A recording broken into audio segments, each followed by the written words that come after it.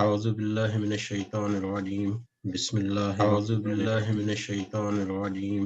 بسم الله الرحمن الرحيم ويسر لي أمري واحلل عقدة من لساني يفقهوا قولي ربي يسر ولا تعسر وتمم بالخير اللهم لا سهل إلا ما جعلته سهلا وأنت تجعل الحزن إذا شئت سهلا ربي زدني علما ربي زدني علما ربي زدني علما آمین یا رب العالمین۔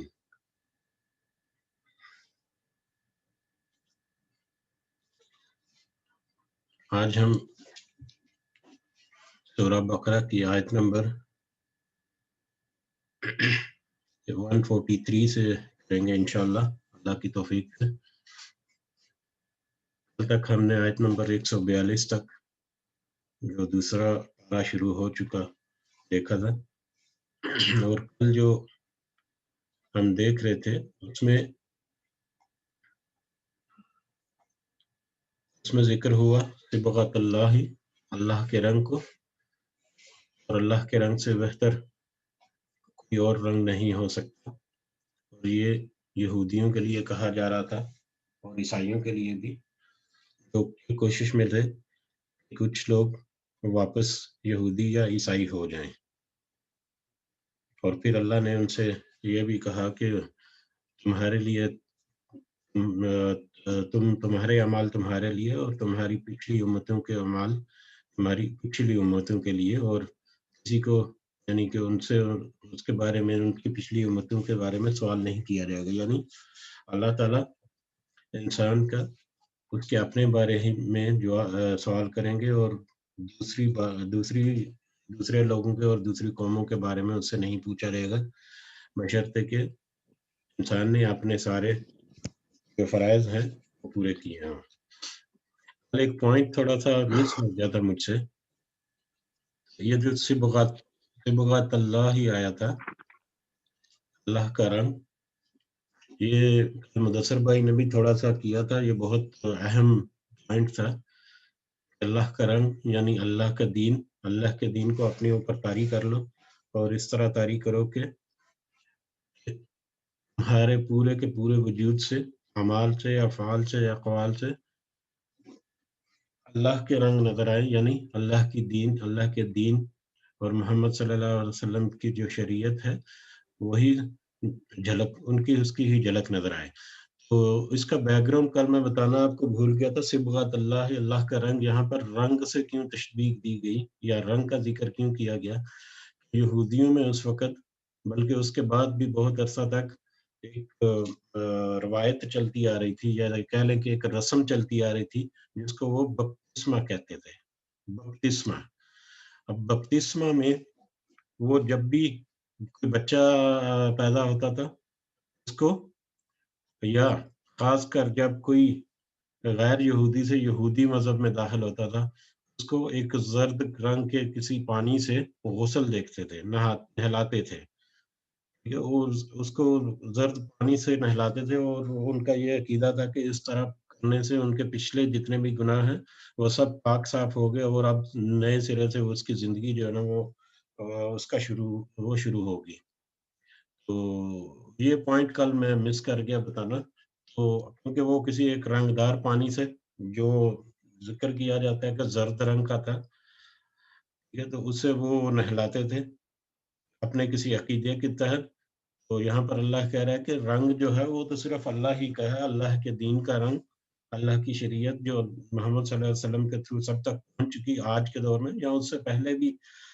جو نبیوں تک آئی وہ دین اسلام ہی تھا، شریعت تھی، اوکے، اور اس میں بھی پیغام تقریباً وہی تھا، اور سب سے اہم پیغام جو شرک نہیں کرنا۔ تو اللہ کے دین کے علاوہ کسی اور کا دین اچھا ہو ہی نہیں سکتا۔ پھر جو آیت نمبر 142 تھی اس میں ہم نے دیکھا تھا کہ لوگوں میں سے کچھ لوگ بیوقوف لوگ یہ کہیں گے کہ ان کے قبلے سے کس نے پھیر دیا، اور آپ کہہ دیجئے کہ مشرق اور مغرب تو صرف اللہ ہی کے لیے ہے، اور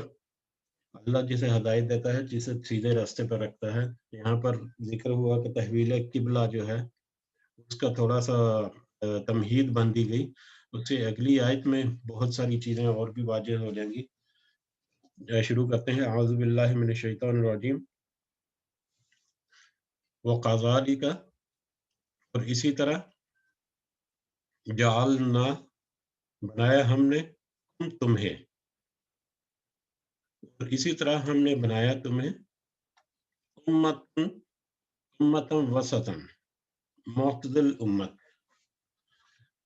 لتکونوا، تاکہ تم ہو جاؤ، تاکہ تم بنو، شہداء، گواہ، شہید،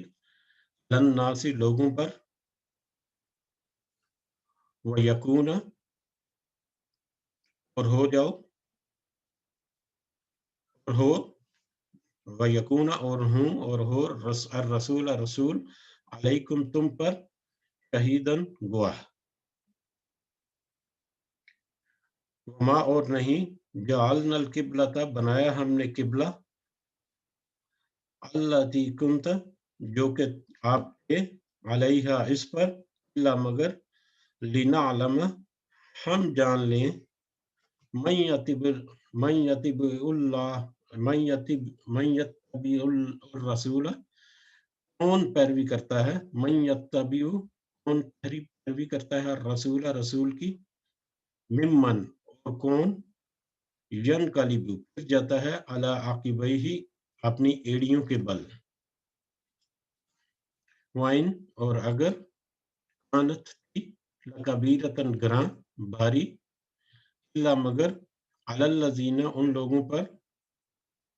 ہدایت، اللہ نے، جن کو اللہ نے ہدایت دی، وما، اور نہیں، کان اللہ، ہے اللہ، لیضیع، ضائع کرتا، ایمانکم، تمہارے ایمان، ان اللہ، بے شک اللہ، بالناس، لوگوں کے ساتھ، یا لوگوں پر، لرعوف، شفقت کرنے والا، الرحیم، رحم کرنے والا، مہربان۔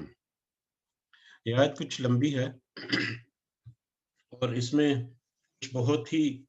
وسیع معنی رکھنے والے الفاظ ہیں، جس میں شاید وقت جو ہے وہ کافی زیادہ لگ جائے گا۔ تو شروع میں اللہ تعالیٰ نے کہا، وَكَذَلِكَ جَعَلْنَاكُمْ أُمَّةً وَسَطًا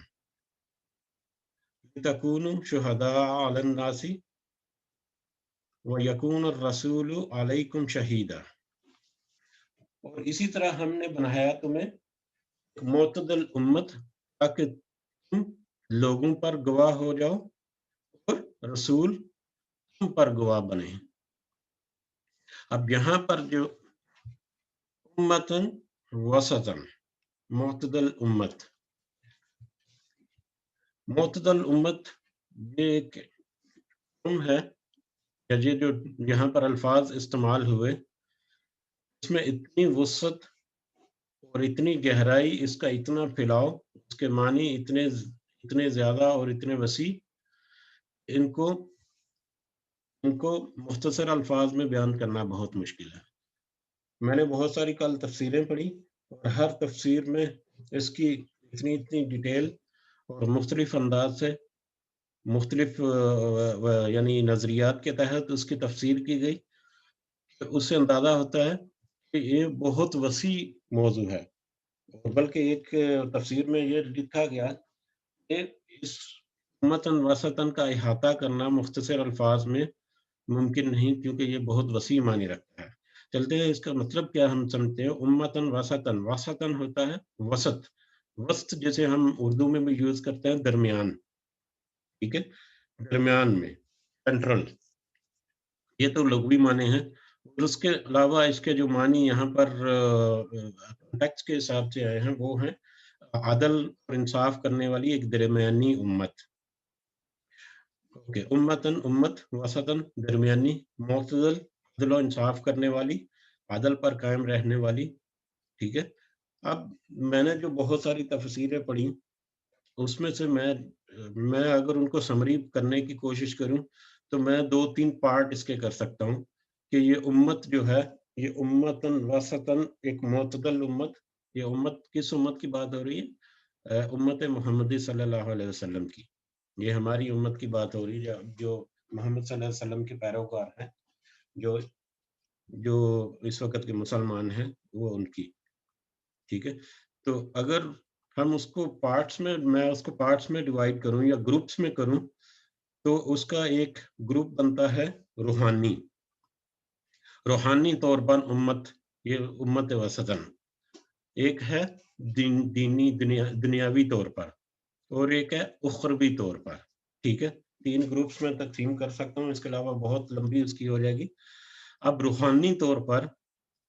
امتن وسطن ایک معتدل امت، ایک سینٹرل امت، ایک انصاف اور عدل و انصاف پر قائم رہنے والی امت۔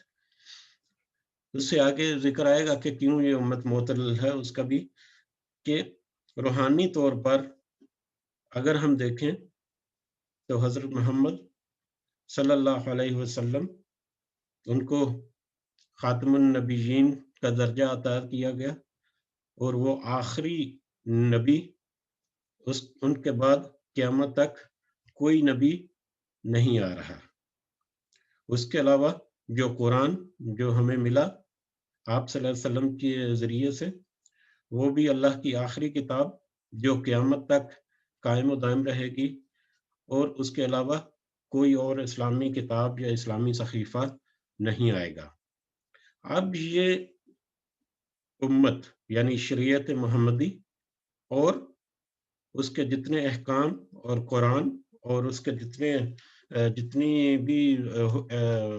مطلب ریکوائرمنٹس ہیں جو ایک دین کی ہیں، وہ پورے کا پورا قیامت تک کے لیے لاگو کر دیا گیا۔ قیامت تک کے لیے اس کو ایگزیکیوٹ کر دیا گیا، لگا دیا گیا۔ اور اب قیامت تک کی امت جو ہے وہ اس قرآن اور حدیث سے ہی رہنمائی لے گی۔ اب اس قرآن اور حدیث میں وہ سارے کے سارے امتیں باقی، ان کا بھی ذکر، ان کے ساتھ کیسے برتاؤ کرنا وہ بھی موجود، اپنے اعمال کو کیسے درست رکھنا وہ بھی موجود، دین اور دنیا دونوں کو کیسے لے کر چلنا وہ بھی موجود، آپ کی اپنی عبادات، آپ کے اپنے اعمال، اقوال، افعال، سب کا سب موجود، جو پوری کائنات میں، پوری دنیا میں قیامت تک باقی رہے گا۔ اور جتنی دوسری قومیں ہیں وہ سب قومیں اس قرآن کے ذریعے اور اس شریعت کے ذریعے فائدہ مند ہو سکتے ہیں۔ اور عدل کرنے والی، انصاف کرنے والی، یہاں پر عدل اور انصاف اس لیے بھی ہے کہ ریگارڈلیس کہ اگر کیس جو ہے یا کسی معاملہ جو ہے وہ چل رہا ہے، وہ مسلم کا ہے یا غیر مسلم کا، انصاف ہر ایک کے لیے کرنا ضروری ہے، ٹھیک ہے؟ بہت ساری کچھ حدیثیں یا کچھ روایات ایسی بھی ہیں جہاں پر غیر مسلم اور مسلم کا، یعنی یہودی یا عیسائی تھے اور ان کا مسلمانوں کا کسی مسلمان شخص کے ساتھ تنازع تھا، تو جب یہ معاملہ جو ہے یا جب یہ کیس جو ہے وہ اس وقت کے حاکم تک پہنچا، تو کیونکہ نان مسلم یا یہودی جو تھا یا عیسائی تھے وہ سچ پر تھے یا حق پر تھے یا ان کا پوائنٹ آف ویو درست تھا، تو اس کو مانا گیا،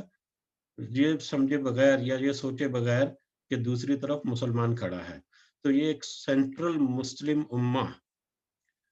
ایک سینٹرل ہدایت، ایک سینٹرل دنیا اور آخرت ہر لحاظ سے، ٹھیک ہے؟ وسطن ایک درمیان میں ہے، اعتدال کرنے والی ہے، انصاف کرنے والی ہے زندگی کے ہر معاملے میں، زندگی کے ہر معاملے میں، ٹھیک ہے؟ تو اس کے علاوہ روحانی طور پر ہو گیا، دنیاوی طور پر بھی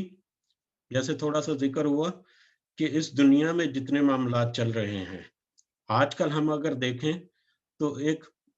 مطلب اوپن نظریے سے، میرے لیے یہ ٹاپک تھوڑا سا مشکل اس لیے ہو رہا ہے کہ اس کے معنی اتنے وسیع ہیں کہ اس کو سمیٹنا مشکل ہے۔ ایک آج اگر ہم دیکھیں کہ مسلمانوں کی حالت کو چلو چھوڑ دیں، مسلمانوں کی پوزیشن جسے کہتے ہیں، ان کا مقام کیا ہے کہ پوری دنیا میں اس وقت 2 ہی مذاہب باقی بچے ہیں، یا 2 ہی بڑے گروپ بن گئے ہیں، ایک مسلمان اور ایک غیر مسلم۔ اب وہ غیر مسلم جو ہیں اس میں یہودی ہیں، اس میں عیسائی ہیں، مشرک ہیں، ہر طرح کے مذاہب جو ہیں وہ اپنے اپنے مقصد اور مفادات کے لیے اکٹھے ہو چکے ہیں یا اکٹھے ہو رہے ہیں، اور ان سب کے مفادات اس لیے اکٹھے ہو گئے ہیں کہ مسلمان اپنی بنیادی عقائد اور اپنی بنیادی جو شریعت کے احکامات ہیں ان سے ہٹنے کے لیے تیار نہیں، جبکہ باقی ساری کی ساری امتیں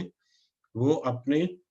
اپنے جو مذہبی افکار ہیں ان کو چھوڑ کر بس دنیا کے پیچھے لگے ہوئے ہیں کہ اس وقت مسلمانوں کو ایک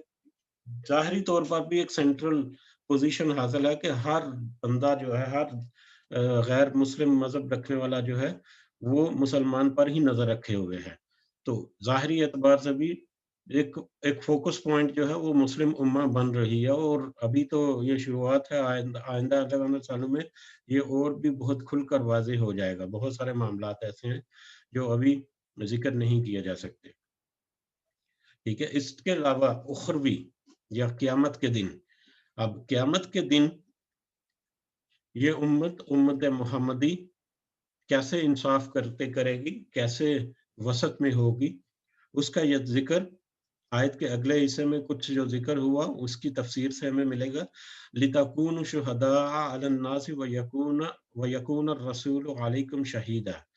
تاکہ تم سب گواہ ہو جاؤ، بنو لوگوں پر،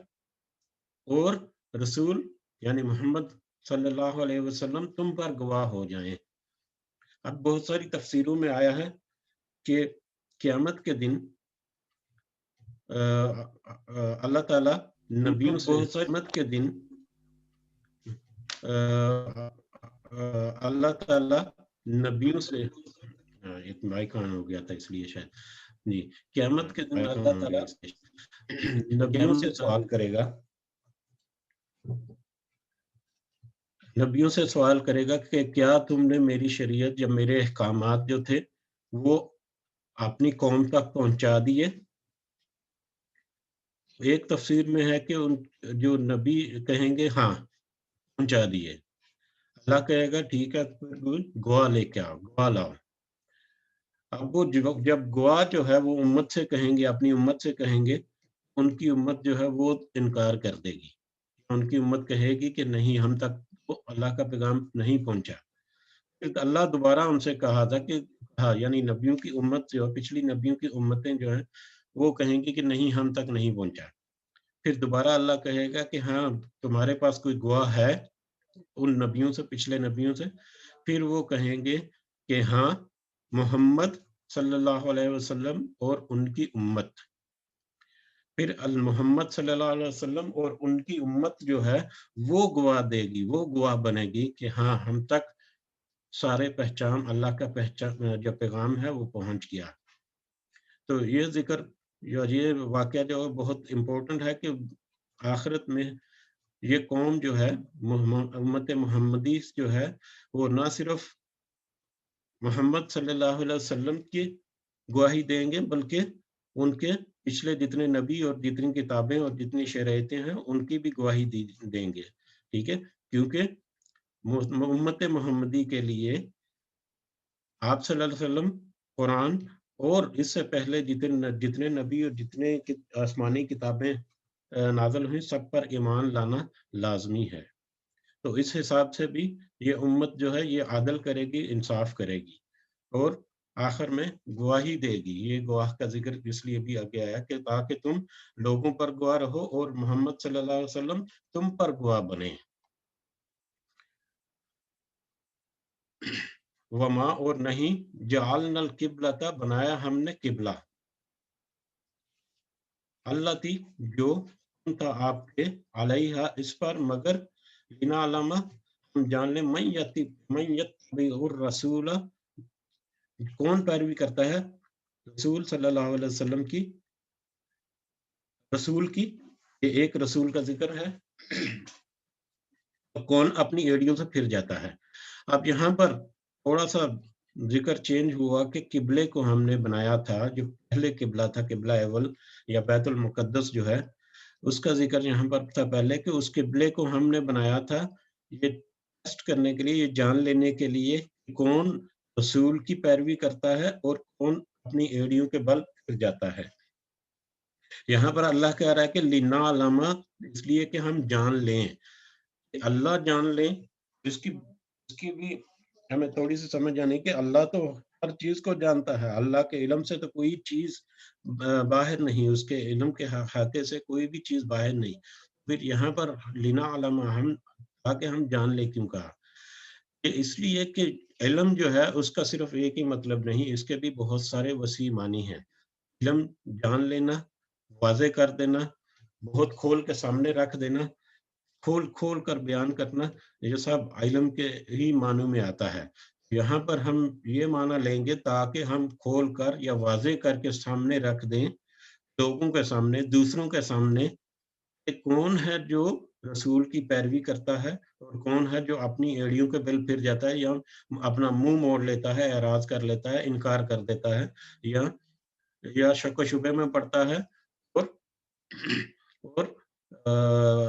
حکم کی نافرمانی کرنے کی طرف چلا جاتا ہے۔ ٹھیک ہے؟ تو اس سے پہلے جو قبلہ تھا، وہ قبلہ بھی کہہ لیں کہ ایک آزمائش ہی تھا، یہ جاننے کے لیے کہ کون، یہ واضح کر دینے کے لیے کہ کون ہے جو رسول کی پیروی کرتا ہے۔ اور رسول کی پیروی کا مطلب کہ اگر آپ رسول پر اور اس کی شریعت پر ایمان رکھتے ہیں، تو پھر تو بغیر کسی حیل و حجت، بغیر کسی بہانے کے فوراً سے پہلے کوئی بھی حکم جو رسول دے، اس کو قبول کرنا، ماننا اور اس پر عمل کرنا، یہ ایمان کا حصہ ہے۔ اور اگر اس میں کمیاں، کوتاہیاں اور کجیاں نکالنی شروع کریں، اس کا مطلب ہے کہ آپ کا ایمان مضبوط نہیں یا ایمان رکھتے ہی نہیں۔ تو رسول نے اگر کہا کہ اس طرف قبلہ ہے، تو اس کو منوعاً بغیر کسی حیل و حجت کے قبول کرنا، یہ ایمان کا ایک بنیادی رکن ہے۔ اسی کو سامنے یہاں پر واضح کر دیا کہ کون، دیکھتے ہیں کہ کون رسول کی بات مانتا ہے اور کون اس سے پھیر جاتا ہے، اپنا منہ پھیر لیتا ہے۔ وَإِن كَانَتْ لَكَبِيرَةً إِلَّا عَلَى الَّذِينَ هَدَى اللَّهُ، اور یہ اگرچہ یہ بہت بڑی ہے، بھاری ہے، ثقیل ہے، مشکل ہے،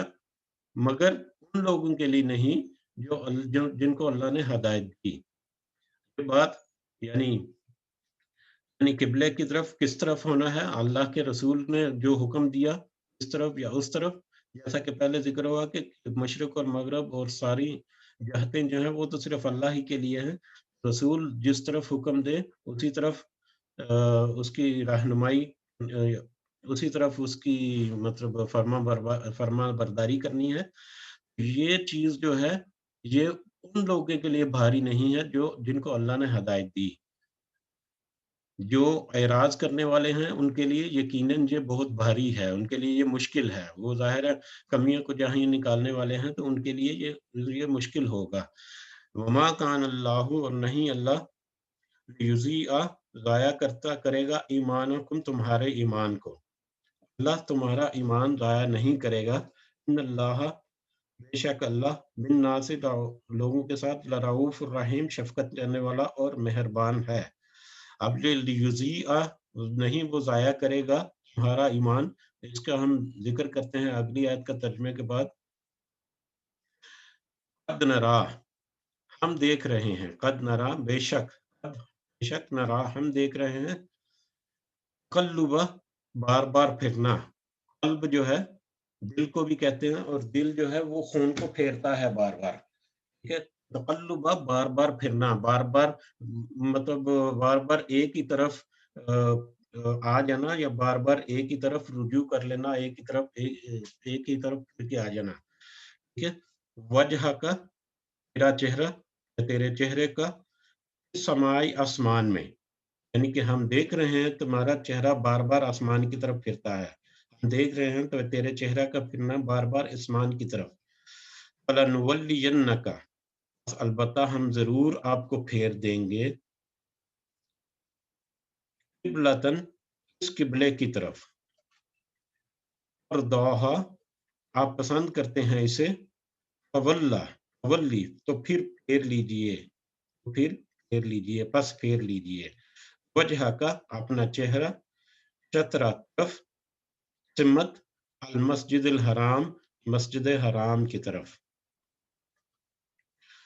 وما، وحیث، اور حیث، یہاں پر بھی ما، جو तुम सब हो, फवल्लू, तो फिर फेर लो, तुम सब फेर लो, वजूहकुम, अपने चेहरों को, शतरहु, इसी की जानब, व इन्नल्लज़ीना, व इन्न, और बेशक, अल्लज़ीना, वो लोग जो ऊतू, दिए गए, अल किताबा, किताब, लयअलमूना, यकीनन वो सब जानते हैं, अन्नहुल हक़्क़ु,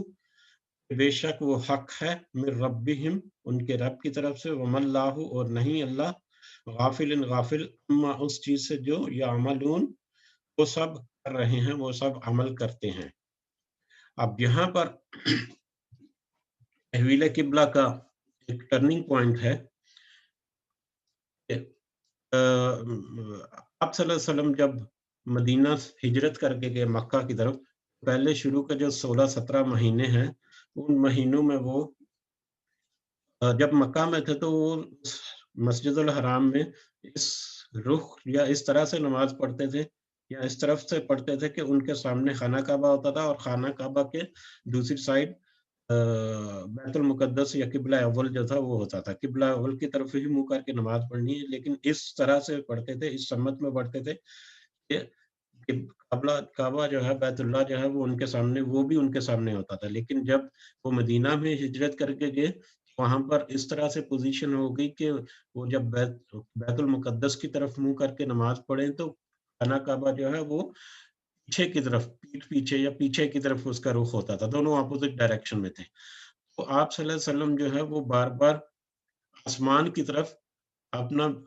चेहरा जो है वो करके देखते थे और उनके दिल की ये ख्वाहिश थी कि खाना काबा जो है उसको किबला होना चाहिए या वो खाना की काबा की तरफ या बैतुल्लाह की तरफ मुँह करके नमाज़ पढ़ने की उनकी ख्वाहिश थी। लेकिन क्योंकि उस वक़्त के अहकामात के मुताबिक बैतुल मुक़द्दस की तरफ ही मुँह करना था, तो नमाज़ जो है उसी तरफ मुँह करके पढ़ी जाती रही। यहाँ पर अल्लाह ने कहा कि हम देख रहे हैं तेरा बार-बार आसमान की तरफ चेहरा करना, बस अलबत्ता हम ज़रूर आपको फेर देंगे इस किबले की तरफ। यानी यकीनन इनको पहले नवीद सुना दी गई कि हम इस किबले की तरफ आपके चेहरे को यकीनन फेर देंगे, जिसको आप पसंद करते हैं, तर्ज़ाहा, जिसको आप पसंद करते हैं। फ़वल्लि वजहका शत्रुल मस्जिदिल हराम, तो फिर फेर लीजिए अपना चेहरा मस्जिद हराम की तरफ। ये आयत जब नाज़िल हुई, उस वक़्त ग़ालिबन असर की नमाज का वक़्त था और असर की नमाज हो रही थी और रुकू में थे जब ये आयत जो है वो आपके दिल पर नाज़िल की गई। फिर फेर लीजिए अपना चेहरा मस्जिदुल हराम की तरफ। नमाज के दौरान, बल्कि कहा जाता है कुछ तफसीरों में कि रुकू में थे और रुकू के दौरान ही आप सल्लल्लाहु अलैहि वसल्लम ने अपना चेहरा जो है वो बैतुल मुक़द्दस से दूसरी तरफ बैतुल हराम या बैतुल्लाह की तरफ फेर लिया, नमाज के दौरान ही, उसी वक़्त फ़ौरन से पहले, ठीक है? तो इसीलिए वहाँ पर मस्जिद किबलतैन है, 2 किबलों वाली मस्जिद उसे उसका नाम दिया गया है। उसमें आज भी हम अगर जाएँ तो 2 मिंबर बने हुए हैं, एक तो मेन मिंबर है जो इस वक़्त के किबला की तरफ है और इसके अलावा निशानी के तौर पर दूसरी तरफ एक दीवार पे छत पर एक छोटी-सी मेहराब एक और भी बनाई गई है, शो करने के लिए कि इस तरफ पहले किबला अव्वल था, जहाँ से उस तरफ मुँह फेरा गया। तो किबलतैन, मस्जिद किबलतैन जो है वो आज भी है, बहुत वसी और ईज़ किया गया है उसे। तो नमाज के दौरान ही हुक्म हुआ तहवील काबा का, तहवील किबला का, तो नमाज के दौरान ही उन्होंने मतलब अपना मुँह जो है वो बैतुल मुक़द्दस से बदल कर मस्जिदुल हराम की तरफ फेर लिया। वहैसु, जिस हालत में भी, माँ, जो भी, और जो कोई जिस हालत में भी हो, तुम तवल्लु, तो तुम सब फेर लो अपने चेहरों को, वजूहकुम शत्रह, उसी की तरफ। यानी तुम जिस तरफ भी हो, जैसी हालत में भी हो, उसी तरफ अपना चेहरा फेर लो। तो इसी हुक्म के तहत जिस हालत में भी थे, नमाज की जिस हालत में भी थे, उसी हालत में अपना चेहरा जो है उन्होंने भी, आप सल्लल्लाहु अलैहि वसल्लम ने भी, और जब आप सल्लल्लाहु अलैहि वसल्लम ने अपना चेहरा फेरा, आपके साथ जो उनके मुक़्तदी या नमाज पढ़ रहे थे, उन सब ने भी फ़ौरन अपना चेहरा जो है उन्हीं की गाइडेंस में या उन्हीं को फ़ॉलो करते हुए बैतुल हराम या मस्जिदुल हराम की तरफ फेर लिया। व इन्नल लज़ीना ऊतुल किताब, اور بے شک وہ لوگ جن کو کتاب دی گئی وہ یقیناً جانتے ہیں، لیعلمون، وہ یقیناً جانتے ہیں، ان الحق، یہ بے شک یہ حق ہے، من ربہم، اپنے رب کی طرف سے، ان کے رب کی طرف سے۔ اور اس سے پہلے کی جو امتیں ہیں، میں مختصر کر کے اس کو ختم کروں گا آج، کل انشاءاللہ پھر تھوڑی سی اس پہ ڈسکشن ہوگی۔ اس سے پہلے جو امتیں، جو کتابیں تھیں، ان میں بھی کچھ نہ کچھ ذکر تھا قبلہ جو ہے مطلب کہ تحویل قبلہ کے بارے میں، یا بیت الحرام یا مسجد الحرام جو ہے اس کے قبلہ اول ہونے کی طرف، کیونکہ قبلہ اول جو ہے، سوری، بیت الحرام جو ہے یا مسجد الحرام جو ہے یا خانہ کعبہ جو ہے، اس کی بنیادیں پہلے سے موجود تھیں، اور کہا جاتا ہے کہ حضرت آدم علیہ السلام سے زمانے سے وہ مطلب وہ جو اس کی بنیادیں یا اس کی جو جگہ ہے وہ سب وہ موجود تھی، اور اس کے بعد سے لے کے وہ جگہ پہلے سے موجود تھی، جس کو دوبارہ سے تعمیر کیا حضرت ابراہیم نے اپنے بیٹے اسماعیل علیہ السلام کے ساتھ مل کر، ٹھیک ہے۔ تو ان کی کتابوں میں پہلے سے کچھ انڈیکیشن یا کچھ رہنمائی پہلے سے موجود تھی، اس واقعے کا ذکر بھی موجود تھا کہ یہ قبلہ جو ہے وہ ذکر چینج ہونے والا ہے۔ تو جن لوگوں کو تو کتاب کا علم تھا، ان کو تھوڑی سی انڈیکیشن پہلے سے ہی تھی کہ یہ حق ہے، حق یہی ہے کہ قبلہ کی طرف، بیت الحرام کی طرف منہ پھیر لیا جائے گا، اور جب حکم آئے اس کی پیروی کرنی ہے۔ وَمَا اللَّهُ بِغَافِلٍ عَمَّا يَعْمَلُونَ، اور اللہ نہیں غافل اس سے جو وہ سب عمل کرتے ہیں، اللہ اس چیز سے غافل نہیں کہ جو اس وقت کے لوگ اچھے یا برے، ظاہری یا باطنی جو اعمال کرتے ہیں، اللہ تعالیٰ ان کے ان عملوں سے غافل نہیں، ان کو سب کو اب جانتا ہے۔ پچھلی آیت میں جو ذکر ہوا، اللہ تعالیٰ کہتا ہے کہ ہم ضائع نہیں کرتے تمہارے ایمان کو۔ تحویل قبلہ کے بعد بہت سارے صحابہ جو ہیں وہ بھی شک میں پڑ گئے، اس سے پہلے جو نمازیں پڑھی ہم نے، کیا وہ قبول ہوں گی یا نہیں۔ اس کے علاوہ اس سے پہلے جو ان کی کچھ لوگ جو فوت ہو چکے، ان کے جو اعمال تھے، کیا وہ ضائع تو نہیں ہو گئے۔ تو اللہ تعالیٰ اس کا ذکر ہے کہ پہلے اللہ کی ہدایت، اللہ کے حکم کے مطابق تم نے جو بھی عمل کیے، ان کا پورے کا پورا اجر ملے گا، کچھ بھی ضائع نہیں ہوگا۔ اور آج جو حکم ملا ہے اس کے مطابق آئندہ سے سارے عمل کرو گے، اس کا اجر بھی یقیناً پورے کا پورا ملے گا، بغیر کسی کمی بیشی کے، بغیر کسی کمی کے۔ بیشی تو ڈیفینیٹلی اللہ تعالیٰ کو کتنا ملٹی پلائی کرتا ہے وہ تو اللہ تعالیٰ ہی جانتا ہے۔ تو انشاءاللہ کل ہم دوبارہ اس آیت کو تھوڑی کمی بیشی اگر رہ گئی ہے تو ہم دوبارہ دیکھیں گے۔ سبحان ربک رب العزت عما یصفون وسلام علی المرسلین والحمد للہ رب العالمین۔ یہ آیتوں میں کچھ معاملات ایسے ہیں جو بہت ہی وضاحت طلب ہیں، اور میرا نہیں خیال کہ یہ ممکن ہے کہ ہم ایک آدھ دن میں ان کو کور کر لیں گے۔ تو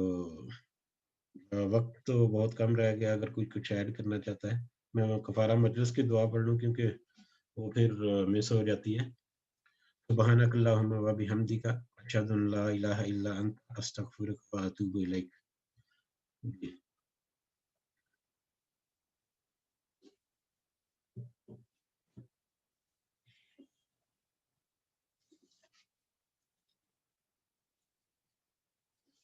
جی مدثر بھائی، آواز آ رہی تھی نا میری؟ یہ نہ ہو کہ ہم ایسے ہی ساری کلاس تو نہیں نکل گئی؟ جی جزاک اللہ خیر اشفاق بھائی، آواز تو آپ کی آ رہی تھی، لیکن آج جو ہے آواز وہ بہت نا سلو موڈ میں آ رہی تھی، ایسا لگ رہا تھا کہ جیسے آپ بہت سلو بول رہے ہیں، لیکن وہ شاید پہلے کی طرح نہیں آ رہی تھی، پتہ نہیں کوئی لیکن تھوڑی سلو آ رہی تھی۔ گڑبڑ ہو رہی ہے۔